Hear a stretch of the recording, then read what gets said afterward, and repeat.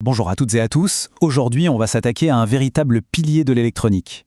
Une loi si fondamentale qu'en fait, elle se cache dans quasiment tous les appareils qu'on utilise au quotidien. C'est une règle toute simple, mais une fois qu'on l'a comprise, eh bien, elle déverrouille presque tous les secrets de l'électronique. Allez, c'est parti pour découvrir comment tout ça fonctionne. C'est vrai que, de prime abord, l'électricité, ça peut faire un peu peur. Le monde des circuits, des électrons, ça paraît hyper intimidant. On entend parler de volts, d'ampères, d'ohms. On a l'impression que c'est un langage secret réservé aux initiés. Mais en réalité, la clé pour tout comprendre est étonnamment simple. Et oui, cette fameuse clé, c'est la loi d'Ohm. C'est vraiment elle qui met de l'ordre dans ce qui peut sembler être le chaos des circuits électroniques. Une fois qu'on l'a en main, c'est un peu comme si on allumait la lumière dans une pièce qui était toute noire. D'un coup, tout devient beaucoup plus clair. Bon, pour bien piger cette loi, il faut d'abord faire connaissance avec ces trois acteurs principaux. Et pour ça, on va faire un truc simple. On oublie l'électricité pendant une seconde et on va penser à quelque chose de bien plus familier, un simple tuyau d'eau. Alors, premier acteur, la tension, qu'on note U.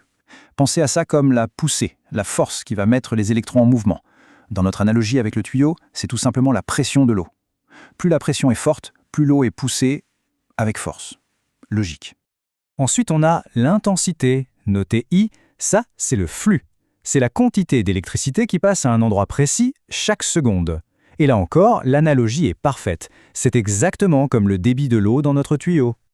Et pour finir, le troisième larron, la résistance, notée R. Son rôle, c'est le frein, c'est tout ce qui va s'opposer au passage du courant. Imaginez qu'on mette des cailloux dans notre tuyau ou qu'ils se rétrécissent d'un coup. Eh bien, ça va freiner, ça va ralentir le débit de l'eau. C'est ça la résistance. Voilà, maintenant qu'on connaît nos trois personnages, on va voir la magie opérer. Parce que le plus fou dans tout ça, c'est que la relation qui les lie tient en une formule mathématique d'une simplicité, mais vraiment désarmante. La voilà, la fameuse loi d'Ohm, dans toute sa splendeur. U égale R fois I. Autrement dit, la tension est tout simplement le résultat de la résistance multipliée par l'intensité. C'est aussi simple que ça. Et pourtant, cette toute petite formule, c'est la base de toute l'électronique moderne. Incroyable, non ?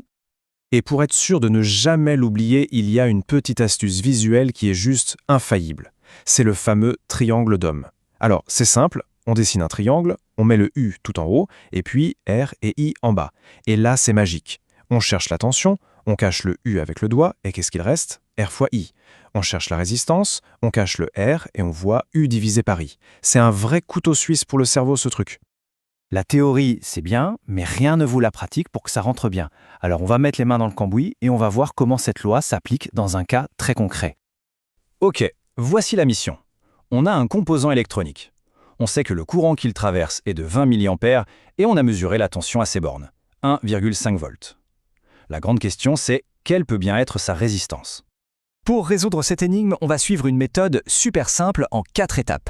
D'abord, on sort notre triangle magique pour trouver la bonne formule. Ici, c'est R égale U sur I. Deuxième étape, et elle est cruciale, on vérifie bien les unités. Troisièmement, si c'est pas bon, on convertit. Et enfin, dernière étape, on sort la calculatrice pour le calcul final.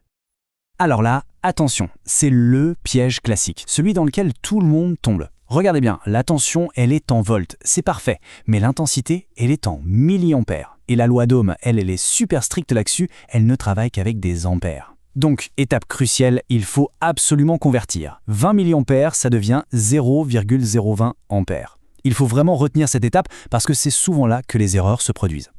Une fois qu'on a fait cette petite conversion, le reste, c'est un jeu d'enfant. On prend 1,5 volts, on le divise par 0,020 ampères et ça nous donne 75 ohms. Et voilà, la loi d'Ohm a parlé. Notre composant a une résistance de 75 ohms. Simple, non ? D'accord, c'est super, on sait faire le calcul. Mais au fond, dans la vraie vie, ça sert à quoi tout ça ? Pourquoi est-ce que cette formule est si fondamentale ? Eh bien, accrochez-vous bien parce que c'est là que tout prend son sens. En fait, cette loi, c'est bien plus qu'une formule abstraite. C'est l'outil qui permet de contrôler très précisément la quantité de courant qui passe dans un circuit. Pourquoi c'est important ? Pour éviter de griller des composants qui sont super fragiles, comme une petite LED par exemple. En choisissant la bonne résistance, on se transforme en gardien du circuit. On s'assure que chaque composant reçoit pile la bonne dose de courant, ni trop peu. C'est tout simplement le secret de la fiabilité et de la sécurité en électronique. Et pour finir, je vais laisser cette question en suspens. La prochaine fois qu'on utilise son smartphone, qu'on allume sa télé ou même une simple ampoule, il faudra se demander comment ce petit miracle de technologie est possible. La réponse, en grande partie, se cache dans cette relation toute simple, presque poétique, entre la tension, l'intensité et la résistance. En réalité, c'est quasiment tout notre monde moderne qui repose sur elle.